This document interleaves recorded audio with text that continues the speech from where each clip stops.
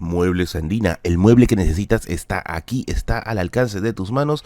Cotiza tu diseño a los contactos que aparecen aquí en la publicidad y no olvides decirle que vienes de mi parte, ya que hacen un trabajo maravilloso, te lo garantizo.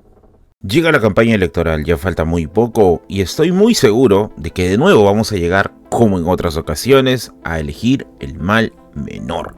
Porque sí, es un poco complicado que alguien esté realmente contento con los resultados de la segunda vuelta o con la bandeja misma que se nos pone de partidos políticos. Y es que finalmente terminamos diciendo, ¿por qué? ¿Por qué al final siempre votamos por el mal menor? Hoy día vamos a ver un poquito de eso a través de historia y vamos a tratar de responder esta pregunta de por qué siempre votamos tan mal. Y es que si bien es cierto, una gran parte de la culpa quizás puede estar dentro de los partidos políticos, pero otra gran parte de la responsabilidad está en lo que quiere el elector, en lo que finalmente se traduce en la oferta de quien te va a dar soluciones mágicas a procesos complejos. Así que sin más ni más, yo soy Merlin, atrás de esta cámara siempre estará mi gato Edil Bigotes y ahora mis gatos Félix y Toshi, que ya están grandotes y dispuestos a participar en elecciones. Y esta es la Biblioteca Merlin explicándote por qué siempre votamos tan mal y probablemente lo vamos a seguir haciendo.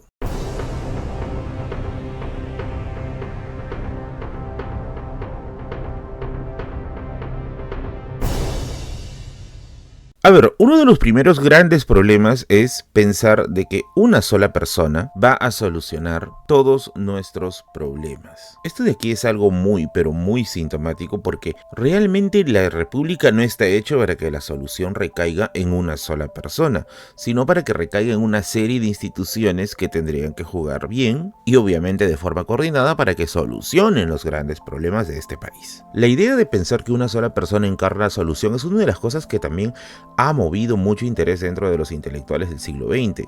Por decir algunos casos, podríamos citar a Alberto Flores Galindo, que en su ensayo de Buscando un Inca se intenta dar una respuesta a este gran problema, porque siempre estamos buscando al Salvador.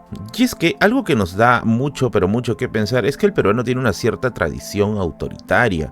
Y es que realmente en este país los golpes de Estado han sido mayores a los periodos de estabilidad democrática. Y lo otro se le suma la ausencia de conocimiento en lo que es el equilibrio de poderes, o al menos la ausencia de tener en cuenta de que ese equilibrio es necesario para poder hacer un buen gobierno. Y es justamente esta falta de representatividad que hay dentro de la parrilla política lo que nos lleva a buscar a una persona con la solución mágica. Y la solución mágica tiene un nombre que ha venido azotando al Perú desde los años 30: el populismo. Para hablar de eso, el día de hoy tenemos el libro El populismo en el Perú, teoría, historia y práctica del historiador Carlos Parrí XIII, un libro editado por la Universidad del Pacífico. Y es que la palabra populismo tiene una difícil definición, pero se le va a intentar un acercamiento a partir de ciertas características notables. Punto número 1. El populista es un líder de masas. El populista lo que hace es intenta jalar la atención de las grandes masas y con ello hacer realidad su sueño de llegar al poder. De alguna u otra forma, el populista encarna al militar del siglo XIX, al militar que encandilaba a la gente y encandilaba a las tropas para poder llegar al poder y dar la solución mágica a la inestabilidad republicana. Segunda característica, el populista divide y confronta. Este es uno de los clásicos porque el populista siempre intenta hacer un ellos y nosotros, generar una dicotomía en la que se enfrenten dos visiones del mundo que están totalmente contrapuestas, en las que ellos evidentemente son los salvadores. Punto número 3, justamente en línea con los otros dos. El líder es el salvador. Eso también se puede extender a algo. El líder es incuestionable. No puedes criticarlo, no puedes decir lo contrario. Él sabe cómo interpretar a las masas, sabe cómo interpretar a los sectores oprimidos, sabe cómo interpretar todo lo que se necesita para hacer realidad el sueño del poder. Punto número 4, y este es lo más común del mundo. El populista no ve matices, solo ve salvadores y pecadores. Esta es una de las cosas que más afecta no solamente a las elecciones y al mundo político, sino también a la participación de la gente dentro de este proceso, ya que la gente solamente ve A o B o blanco o negro, es incapaz de ver matices, es incapaz de ver tonos o es incapaz de ver complejidad en estos procesos. Y ojo, antes de que estés diciendo, oye, de mi partido político no vas a estar hablando. El populismo es algo que se extiende tanto de partidos de la derecha como de la izquierda, ya que las ansias de poder alimentadas por propuestas demagógicas es algo que ya hemos visto prácticamente en todos los sectores. Y 5, el populista siempre ve una conspiración en las élites, o es el poder judicial, o es la academia, o son los organismos electorales. Siempre hay alguien que está encargado de tratar de mover las cosas a su favor. Ojo, con eso no estamos diciendo de que sí pueden haber elementos malvados, o bueno, elementos que enturbien los procesos judiciales, pero de ahí a verlo como una maquinaria gigantescamente orquestada, en la que todo está quirúrgicamente planeado para que las cosas vayan bien o mal, ya es otra cosa. Y es que el líder populista encarna la lucha del pueblo a favor del pueblo y por el pueblo. Pero wait, hay que entender qué es el pueblo para el populista, porque no todas las personas son el pueblo, solamente aquellas que le son útiles para su discurso. Este es un debate mucho más complejo porque podemos verlo, por ejemplo, como una suerte de disociación, como la Revolución Francesa, en la que se hablaba, por ejemplo, de la libertad del ser humano y al mismo tiempo seguían manteniendo las colonias en Haití, obviamente con esclavos. Acá pasa algo similar, el pueblo es mío o yo represento al pueblo en tanto el pueblo esté de acuerdo con mis intereses y de acuerdo con mis ideales, y eso significa que me apoye. Lo que no está dentro de eso ya se le da un título distinto, traidor de clase, caviar, terruco, lo que tú quieras decirle. Es interesante notar cómo, por ejemplo, los líderes populistas usualmente suelen encumbrar a sus partidos políticos, pero no llegar después de ellos a más.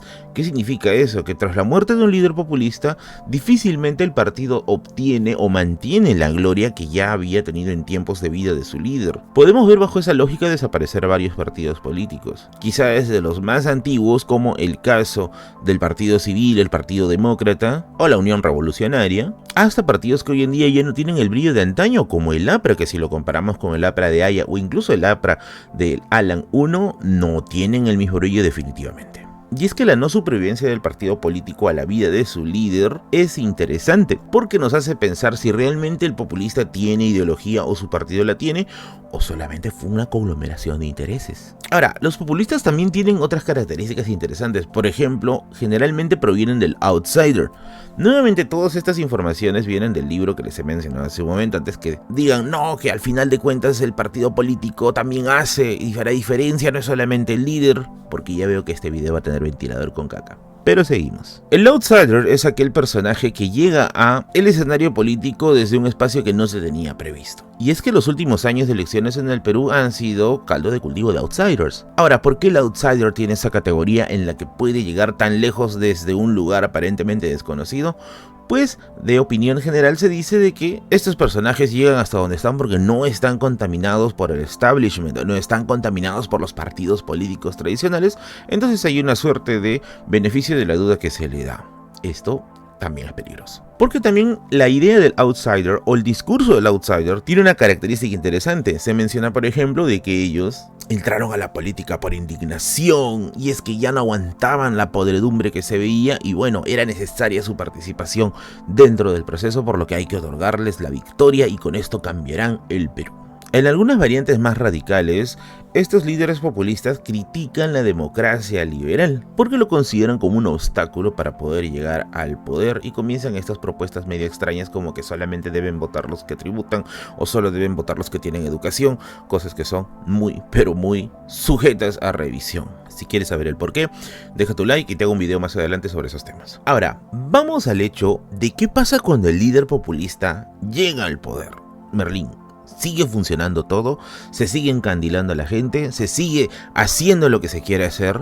¿O al menos pretendiéndolo? Pues queridos amigos, acá viene lo interesante, el líder populista cuando llega al poder no puede hacer nada. Primero, porque el discurso populista es útil para ganar elecciones, no para concretar planes. ya que en el ejercicio del poder requieres diplomacia, requieres negociación, requieres hacer tratos y alianzas, y si has pasado toda tu campaña básicamente viendo como enemigo hasta la oruguita que está que se sube a tu plantita de fresa, pues no funciona, te has ganado enemigos prematuros. Lo que se intenta hacer es buscar complacer al pueblo para que sigan aguantando lo máximo posible en el poder. Eso significa dar soluciones rápidas, soluciones simples y soluciones en las que el largo plazo está prácticamente ausente. Y es que, queridos amigos, en la historia del Perú, al menos en los últimos años, las soluciones a problemas de largo plazo no han sido efectivas o de plano han sido inexistentes. Grandes problemas como la delincuencia, la crisis educativa, el cierre de brechas entre regiones, pero ojo, de forma notable, no es algo que se haya visto de buena manera. Y yo sé que van a decir con sus estadísticas, no, pero sí se ha reducido algo para 200 años en los cuales se identifican esos problemas no es una excusa. Sobre todo teniendo en cuenta que si haces una revisión de procesos anteriores en los cuales gobiernos anteriores han intentado dar resolución, ya tienes un gigantesco background para revisar qué se hizo bien y qué se hizo mal. Por lo que el largo plazo no es útil.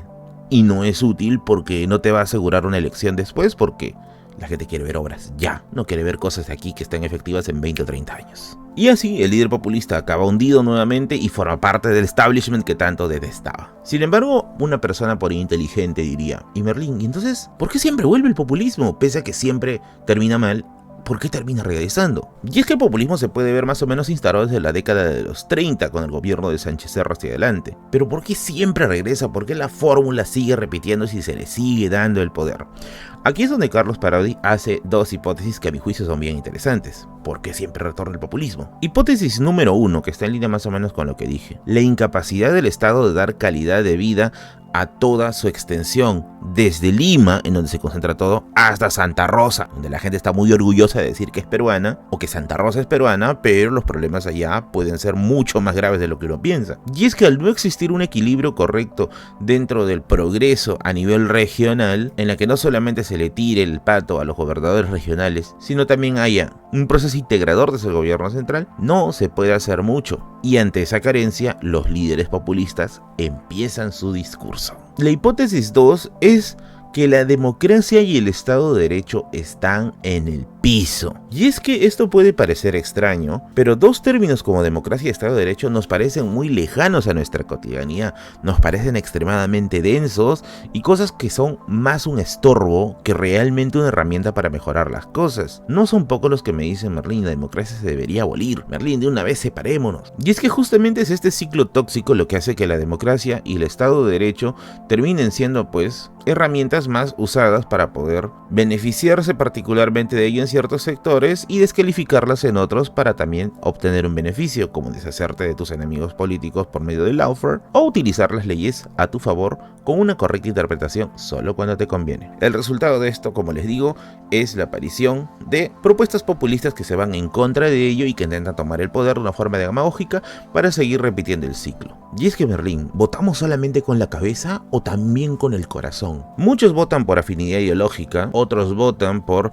cuestiones más pragmáticas, pero otras personas votan, vamos a decir así, por vínculos que van más allá de lo reflexivo y lo académico, si no puede ser hasta por un punto sentimental. Y aquí les va una anécdota que me enteré gracias a un compañero que trabajó en el Instituto Raúl Porras Barnechea. Él me comentaba que Raúl Porras tenía una empleada afro, y esta empleada afro constantemente escuchaba a Raúl Porras renegar de Sánchez Cerro, que era un dictador, que era un autócrata, etcétera, etcétera, etcétera, hasta que un día Raúl Porras decidió salir de la casa, pero antes de salir se dio cuenta que no tenía la llave, por lo que buscó la llave en la casa y no la encontró, y dijo, bueno, la señora de acá que trabaja en la casa tiene también una llave, me meteré a su habitación, cogeré la llave y me voy. Por lo que Porras accedió a la habitación de esta señora, buscó la llave y grande fue la sorpresa de que la señora tenía una foto en su velador del presidente Luis Miguel Sánchez Cerro. Raúl Porras esperó furioso a que llegara la empleada y cuando llegó la señora afro, Porras la bombardeó a gritos y le dijo, ¿por qué tienes la foto de ese dictador? ¿Qué pasa? Que no has entendido nada de lo que te expliqué, que esto, que el otro.